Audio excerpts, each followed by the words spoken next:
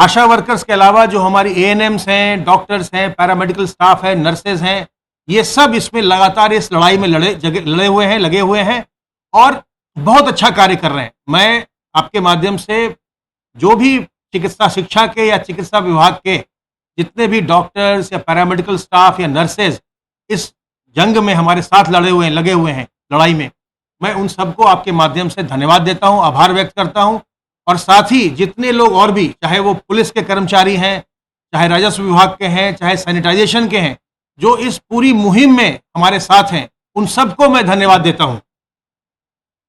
इस समय जो सबसे बड़ी भूमिका है वो है प्रवासी कामगारों को होम क्वारंटाइन में रखने की, और इस भूमिका को निभाना है निगरानी समितियों को, ग्राम निगरानी समिति की और मोहल्ला निगरानी समिति को। मेरा अनुरोध है ग्राम निगरानी समिति से और मोहल्ला निगरानी समिति से कि आप सतत निगरानी बनाए रखें। जो भी प्रवासी कामगार लौट रहे हैं, होम क्वारंटाइन में जा रहे हैं, सबसे पहले तो आपको यह सुनिश्चित करना है कि उनके घर पर एक जो फ्लायर लगाया जाना है, एक जो पोस्टर लगाया जाना है, जिसमें तिथि लिखी होगी कि किस तिथि से किस तिथि तक वो होम क्वारंटाइन में है, वो फ्लायर उनके घर के सामने जरूर लगा होना चाहिए।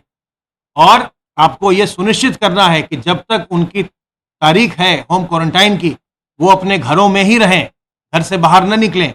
और जो प्रवासी कामगार होम क्वारंटाइन में जा रहे हैं, उनसे मेरा अनुरोध है कि क्योंकि हमको ये लगातार देखने में आ रहा है कि प्रवासी कामगारों में इन्फेक्शन का प्रतिशत थोड़ा ज़्यादा दिखाई पड़ रहा है, इसलिए उनसे मेरा अनुरोध है कि वो अपने घर में भी अपने बुजुर्गों से, गर्भवती महिलाओं से, छोटे बच्चों से, और जिनको पहले से कोई बीमारी हो, डायबिटीज़ हो, हाइपरटेंशन हो, कैंसर की बीमारी हो, किडनी की बीमारी हो, उनसे दूर रहें ताकि उन्हें किसी प्रकार का संक्रमण न होने पाए।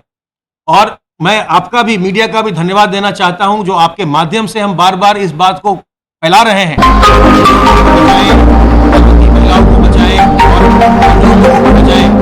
उसका नतीजा ये हुआ है कि 1 महीने पहले जो हमारे कुल संक्रमण में से जो प्रतिशत होता था, 60 वर्ष से अधिक आयु के लोगों का प्रतिशत, वो 9% के आसपास था। आज वो इतनी जागरूकता आ गई है समाज में कि वो प्रतिशत 9% से घट करके 6.5% हो गया है।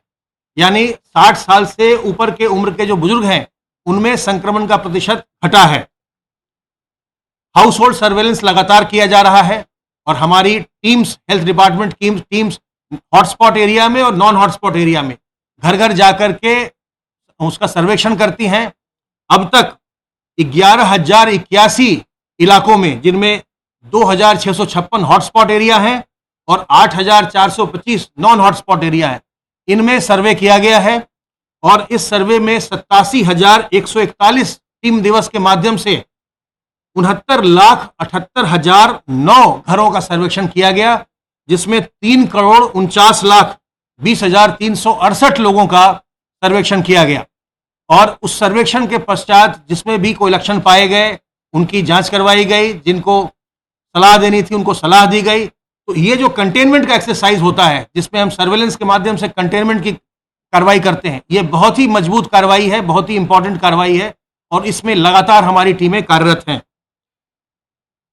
अंत में एक बार फिर से मैं दोहराऊं कि इस बीमारी से हमें घबराना नहीं है, सतर्क रहकर, सावधान रहकर हमें अपना बचाव करना है। इस बीमारी की इस समय कोई वैक्सीन नहीं है, न ही कोई दवा है, इसलिए सावधान रहकर अपना बचाव करना ही सबसे अच्छा तरीका है। और इसके लिए साबुन पानी से बार बार हाथ धोते रहना, अपने मुंह और नाक को सार्वजनिक स्थलों में ढककर रखना, चाहे आप मास्क से ढकें, दुपट्टे से ढकें, रुमाल से ढकें, गमछे से ढकें, उसको ढक कर रखें। सोशल डिस्टेंसिंग बनाएं, किसी भी जगह आप जाएं तो किसी दूसरे व्यक्ति से कम 2 गज की दूरी मेंटेन करें और अपने शरीर की प्रतिरोधक क्षमता को बढ़ाइए। इसके लिए नीम की पत्ती का सेवन करिए, अजवाइन का अर्क सेवन करिए, तुलसी और अदरक के काढ़ा का सेवन करिए, गर्म पानी पीजिए, गिलोय का रस पीजिए, जिससे आपके शरीर की प्रतिरोधक क्षमता अच्छी रहे, ताकि अगर आपको संक्रमण होता भी है तो संक्रमण आपका कोई नुकसान न करने पाए। सावधान रह के इससे बचाव करना ही सबसे अच्छा तरीका है। और इस समय सबसे महत्वपूर्ण भूमिका हमारे ग्राम निगरानी समिति और मोहल्ला निगरानी समिति की है, जिनको प्रवासी कामगारों के जो होम क्वारंटाइन है उसको सुनिश्चित करवाना है। अब मैं अनुरोध करूंगा अपर मुख्य सचिव गृह से कि वो आगे की बातें बताएं।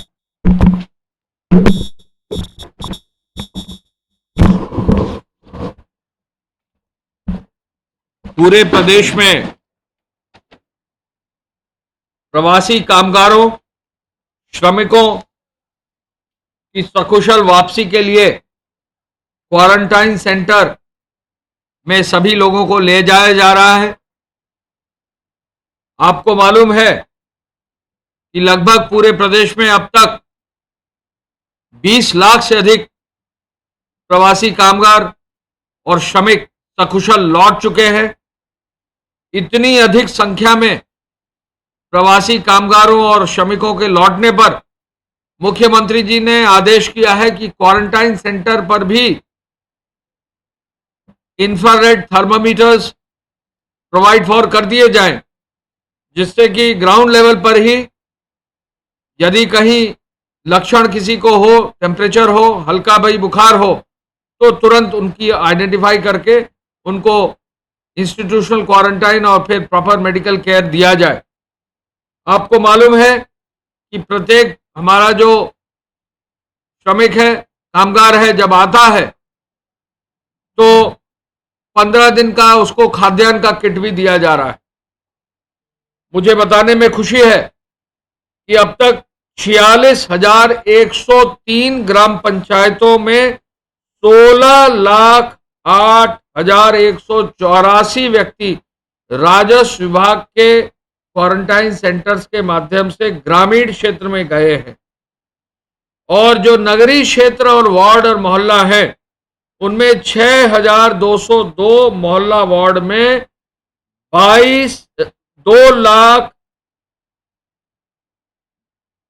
2,24,639 लोग गए हैं, यानी 16,08,184 ग्रामीण क्षेत्र के क्वारंटाइन सेंटर में और अर्बन एरिया में 2,24,639 अर्बन एरियाज के क्वारंटाइन सेंटर में, यानी कुल मिला के 18,24,000 से ज्यादा लोग क्वारंटाइन सेंटर्स के थ्रू गए हैं।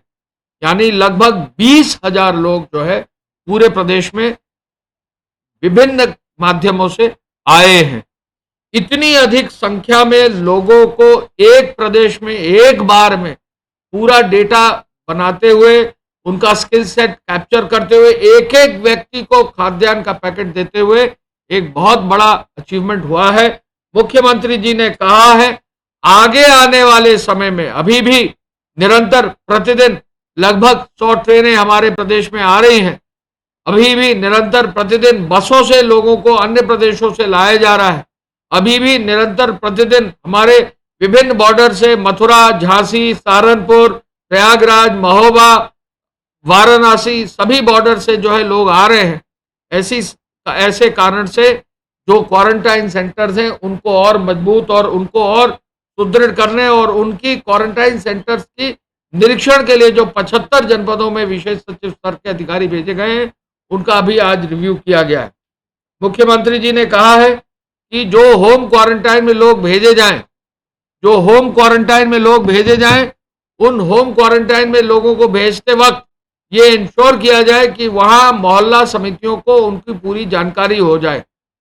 मोहल्ला समितियों को अगर जानकारी होगी तो वो इंश्योर करेंगे कि लोग अपने होम क्वारंटाइन में रहें, लोगों को प्रचार करेंगे, लोगों को समझाएंगे, वहां जो भी ग्राम, मोहल्ला और ग्राम है वहां पर लोगों को जागरूक भी करेंगे। जो लोग लौटे हैं उनको जागरूक करेंगे, उनके परिवार के लोगों को जागरूक करेंगे, उनके आसपास के लोगों को जागरूक करेंगे। ये आज जो है निर्णय हुआ कि आज हर हालत में क्वारंटाइन सेंटर्स का पुनः एक नए सिरे से जो है उनका निरीक्षण किया जाए। हाईवेज की पेट्रोलिंग के लिए जो है विशेष रूप से मुख्यमंत्री जी ने आज पुनः कहा है। आपको मालूम है 1 या 2 एक्सीडेंट्स की सूचना आती है, उन एक्सीडेंट्स पर तुरंत जिला मजिस्ट्रेट और संबंधित पुलिस के अधिकारियों को आदेशित किया जाता है कि तुरंत घायलों का उपचार करें, तुरंत उनको अस्पताल ले जाएं, जहां जिस तरह की आवश्यकता हो उनको आगे व्यवस्था सुनिश्चित करें। लेकिन फिर भी जो है पेट्रोलिंग को और बढ़ाने का निर्देश पुलिस को आज उन्होंने दिया है। लॉकडाउन 4 के बाद बाजार विभिन्न जनपदों में जिला मजिस्ट्रेटों ने अपने व्यापार मंडलों से राय मशवरा करके बाजार खोले हैं। सोशल डिस्टेंसिंग फॉलो करना है। बाजारों में ये इंश्योर करना है कि प्रत्येक दुकानदार जो है अपने पास सैनिटाइजर रखे। प्रत्येक दुकानदार जो है इंश्योर करे कि वो खुद मास्क पहने, ग्लव्स पहने। प्रत्येक दुकानदार ये इंश्योर करे कि जो खरीदार आए वो बिना मास्क के अगर आता है तो उसको कोई सामान न दे, क्योंकि अगर कोई भी व्यक्ति नियमों का पालन नहीं कर रहा है तो उसको कहीं भी एंटरटेन करने की आवश्यकता नहीं है। आपको ये भी मालूम है कि यदि मास्क जो है नहीं पहनता व्यक्ति तो अब जुर्माना लगना भी शुरू हो गया है। और मुझे बताने में मैं बताना चाहूँगा कि पिछले 2-3 दिन में 5,000 से अधिक लोगों को मास्क न पहनने पर 100 रुपए का जुर्माना जो है पुलिस द्वारा अब जारी कर दिया गया है। जुर्माना लिया जा रहा है। तो ऐसे में पुलिस को ये निर्देश है कि पेट्रोलिंग पूरी करे। जो लोग मास्क न पहने हो मास्क पहनने की हिदायत दें। नहीं मानते हैं जुर्माना जरूर करें। अगर फिर भी नहीं मानेंगे तो जुर्माना की धनराशि भी बढ़ेगी। मुख्यमंत्री जी ने क्वारंटाइन सेंटर्स में जो थर्मोमीटर लगाने और पल्स ऑक्सीमीटर लगाने यानी ऑक्सीजन लेवल को भी चेक करने के लिए भी इंस्ट्रूमेंट्स लगाने का निर्देश दिया है। मुख्यमंत्री जी ने कहा है कि जो व्यक्ति आए उसका अगर डेटा फीड हो जाएगा तो 1,000 रुपए का भरण पोषण का जो धनराशि है उसको भी जल्दी से जल्दी उनको उपलब्ध कराया जाए। और जो भी व्यक्ति बाहर से आ रहा है अगर उसका राशन कार्ड नहीं है तो अपने निकटस्थ जो भी राजस्व विभाग के अधिकारी हैं, जो भी निकटस्थ ग्राम में जो ग्राम पंचायत है, जो भी निकटस्थ अधिकारी मौजूद हैं, उनसे तुरंत संपर्क करके अपने राशन कार्ड बनवाने की व्यवस्था जरूर करें। हर व्यक्ति को राशन कार्ड मिले, हर व्यक्ति को निःशुल्क खाद्यान्न मिले, ये निर्देश आज मुख्यमंत्री जी ने दिया है। मुख्यमंत्री जी ने कहा है कि बेहतर संवाद बनाकर जनपदों में अच्छा कार्य हो सकता है।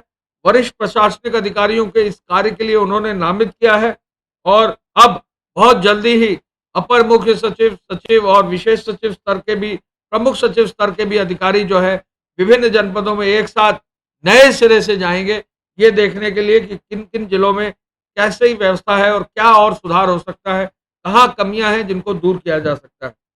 कोविड चिकित्सालयों का निरीक्षण करने के लिए नियमित निरीक्षण करने का भी निर्देश मुख्यमंत्री जी ने कहा है। उन्होंने ये भी कहा है कि वेंटिलेटर चल रहे हैं कि नहीं, ऑक्सीजन की मशीन चल रही कि नहीं, ये जाकर मौके पर देखा जाए। ये निर्देश उन्होंने कहा है कि इसको इंश्योर किया जाए। टेस्टिंग की क्षमता को 10,000 लाने के लिए मुझे बताने में खुशी है कि प्रदेश में बहुत जल्दी ही नई टेस्टिंग मशीन अगले 2 या 3 दिन में जो है क्रय होकर आ रही हैं। और जहाँ जहाँ बड़ी मशीनें आ जाएंगी तो इन टेस्टिंग मशीनों के माध्यम से मेडिकल कॉलेजेस में और अन्य टेस्टिंग लैब में क्षमता लगभग 10,000 अगले 3 से 4 दिन में करने का निर्देश है और कर भी लिया जाएगा। कृषि विभाग ने गेहूं क्रय में अच्छा कार्य किया है। कृषि विभाग के अधिकारी अब गेहूं क्रय केंद्रों का निरीक्षण भी कर रहे हैं। हमको ये बताने में खुशी है कि गेहूं क्रय केंद्रों पर कहीं भी जो है शिकायत नहीं आई है। अगर कहीं 1-2 शिकायत आई भी है तो वहां जिले के अधिकारियों को, जिलाधिकारियों को, कृषि विभाग के अधिकारियों को कहा है यदि कहीं भी गेहूं क्रय केंद्र पर शिकायत पैसे लेने की या किसी भी प्रकार की आएगी तो एफआईआर तुरंत दर्ज करके ऐसे लोगों पर कार्रवाई जरूर की जाए। ट्रेनों के आने के बारे में आपको मालूम है कि जबरदस्त रूप से जो है ट्रेनें आ रही हैं। अब तक 930 ट्रेन प्रदेश में आ चुकी हैं। कुल मिलाकर 12,33,000 से ज्यादा लोग केवल जो है इन ट्रेनों से आ चुके हैं। अब तक हम जो सहमति दे चुके हैं 1199, लगभग 1200 ट्रेनों की जो है हम सहमति दे चुके हैं। यानी 16 लाख से अधिक लोगों की सहमति भी दे चुके हैं, जिनमें से 12,33,000 लोग आ चुके हैं। आज भी लगभग 117 ट्रेन हमारे प्रदेश में आने को है। हमारे प्रदेश में संख्या ट्रेन की जो है पूर्वांचल में अधिक है लोगों की, तो उस संख्या को पूर्ति करने के लिए प्रदेश के अंदर भी ट्रेन चलाई जा रही हैं। झांसी से ट्रेन चलाई जा रही है, मथुरा से ट्रेन चलाई जा रही है, आगरा से ट्रेन चलाई जा रही है, अलीगढ़ से ट्रेन चलाई जा रही है, सहारनपुर से ट्रेन चलाई जा रही है। इसके साथ साथ जो है कानपुर से भी ट्रेन चलाई जा रही है और प्रयागराज से भी शॉर्ट डिस्टेंस की ट्रेन जो है चलाई जा रही है। मुझे ये बताने में खुशी है कि अन्य प्रदेशों से जो संख्या में लोग आए हैं उसके हिसाब से ट्रेन से जो लोग आए हैं लगभग गुजरात से 5,36,000 लोग आ चुके हैं ट्रेन से। महाराष्ट्र से जो है 192 ट्रेनें हुए 2,46,900 लोग आ चुके हैं। पंजाब से 1,80,000 लोग आ चुके हैं। और इसके साथ साथ हम ये भी बताना चाहेंगे कि दिल्ली से भी जो है 43 ट्रेनों से 69,000 लोग आ चुके हैं। हम लोग की अपील है, प्रदेश सरकार की ओर से मुख्यमंत्री जी ने अपील कर रखी है कि हर व्यक्ति को निःशुल्क लाया जा रहा है। दिल्ली से भी जो ट्रेन आ रही हैं उनमें ही लोग चढ़कर आए, कोई भी पैदल ना चले। पूरे प्रदेश में कहीं भी पैदल चलने को कहीं भी अपील की जा रही, कोई पैदल ना चले। जिलाधिकारी और वरिष्ठ अधिकारियों को निर्देशित किया गया है, कहीं भी पैदल अगर चलता पाया जाता है उसको तुरंत जो है गाड़ियों में बैठाकर व्यवस्थित रूप से उसको घर भिजवाने की भी व्यवस्था सुनिश्चित करें।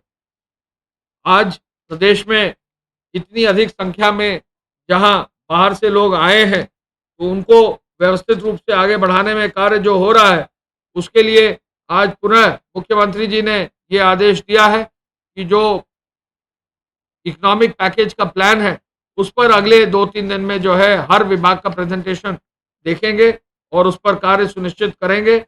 मैं इस अवसर पर यह भी बताना चाहूंगा कि गृह विभाग के माध्यम से जो अभी तक कार्रवाई की गई है कुल मिलाकर 188 के अंतर्गत 54,000 FIR अब दर्ज कर दी गई है और कम से कम 1,52,000 लोगों को जो है उनके विरुद्ध कार्रवाई की गई है।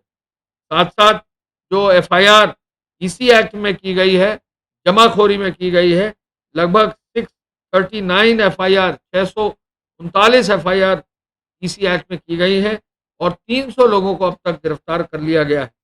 हॉटस्पॉट के एरिया में आपको मालूम है कि लॉकडाउन 4 में हॉटस्पॉट के और कंटेनमेंट जोन का एरिया सबसे क्रिटिकल है, क्योंकि कंटेनमेंट जोन के बाहर कई प्रकार की छूट दुकानों के बारे में, इंडस्ट्रीज के बारे में, मूवमेंट बारे में दी गई है।